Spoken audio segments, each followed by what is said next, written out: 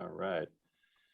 And thanks for tuning in, everybody, or finding us online. However, you happen to find us, it's a lot of different ways these days. It's healthylife.net radio series with our host talking about solutions to problems in today's current event climate. We have Faust Ruggiero online with me, Jay Cruz. I'm kind of the anchor of the HRN News at 7, kind of the Wizard of Oz behind the curtain here with Linda McKenzie and myself.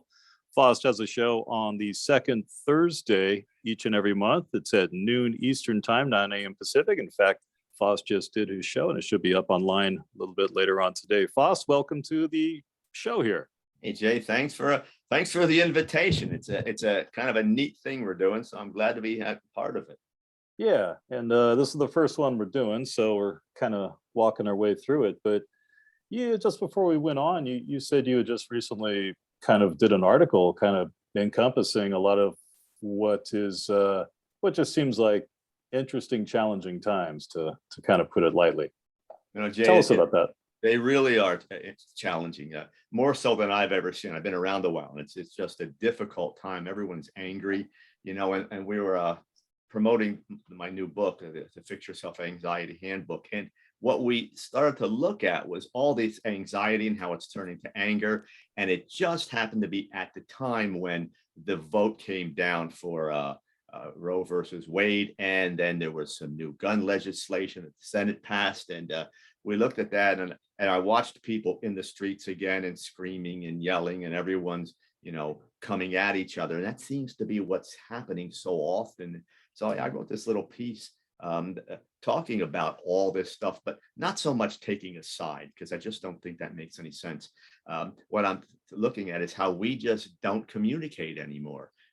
Something happens, we react emotionally, and then instead of just getting all the information and trying to work together, we're developing sides. We go in with division as the default way of doing things, and that's what's developing. I just think we need to back it down, a little nicer to each other, and talk about some things, and let's get to some solutions that work, at least some compromises in these things.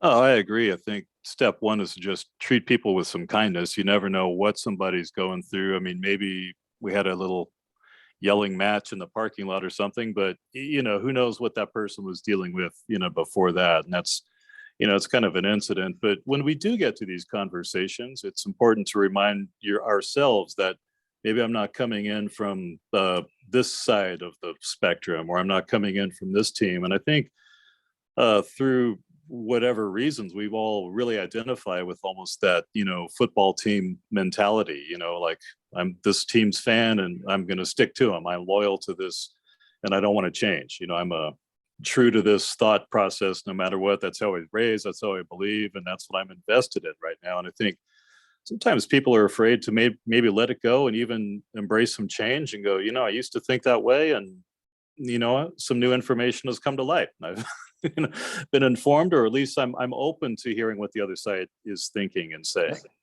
You're right on the mark. And, I think the turning point in my own life was when I decided that I wasn't going to be on anyone's side, that I would just continue to ask people for information. You can take Roe versus Wade, and there are intelligent arguments on each side.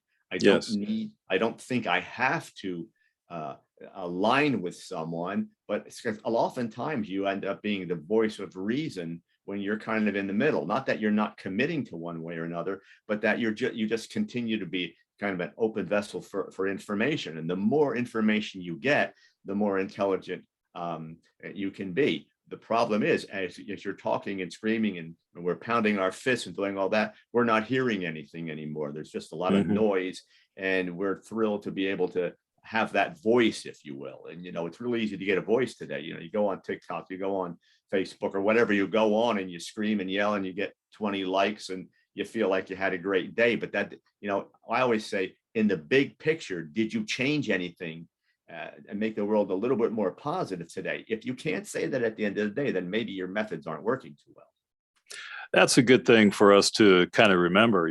Might have a feeling I want to get out, and I might go ahead and type it in, and I should maybe reread it before I hit send or post and make sure, do I really want to invite this energy back to me? Do I really want this person I'm about to blast in this email really get this, or am I going to put this out in public and now deal with, and just invite this back? There's a lot of times I've done it and I just hit delete, erase, and just even typing it out is that old method of, write out a letter to somebody and burn it at the end, and just let your feelings out. So I would caution writing the letter, or think the letter is better than going online and accidentally hitting send nowadays, because of what can come back. But a similar process, I believe. Yeah, the world goes real fast. I can remember, and I'm sure you can as a kid, you have a little fight in the schoolyard or whatever it was, and it ended. But now, it's on film. Maybe somebody puts it on something, everyone's watching it, and this thing takes on a life of its own. And that's just in an individual setting. In the world, we're doing that on a large scale. And we're actually, a lot of times, I think people just, you feel like you want that feedback. You want to feel as though you're visible, and somehow you're part of the whole picture. But I just tell people, slow it down.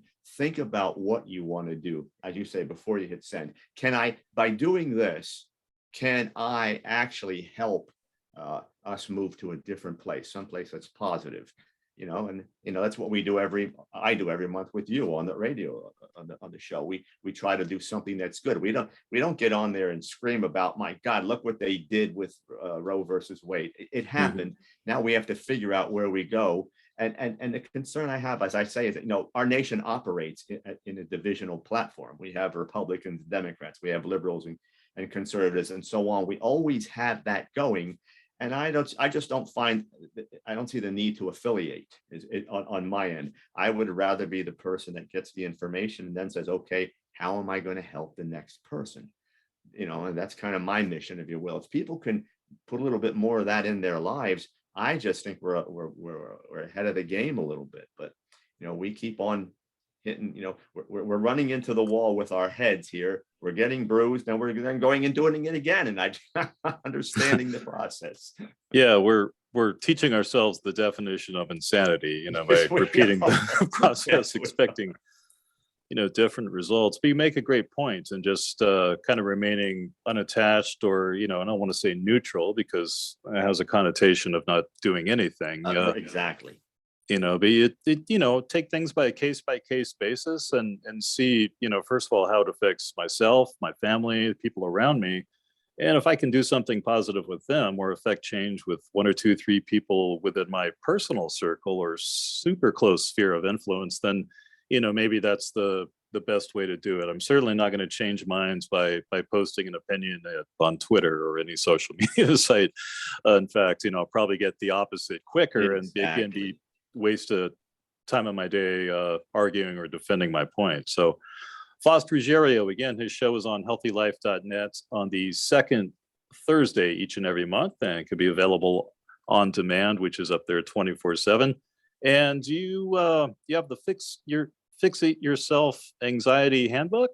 Yeah, the Fix Your Anxiety Handbook. It's the second book. We turned what I was doing into a series, so now it's the Fix Your Self Empowerment series, and this is the second book, the Fix Your Anxiety Handbook. So we're looking to publish it by the end of the summer, getting into all the promotional stuff now. So anyone who's interested in what I do, as I always say on the radio show, www.faustruggiero.com has everything you need to know. And I'm glad to, if someone wants to contact me and has a couple questions, whatever, doesn't cost you anything to ask me a question.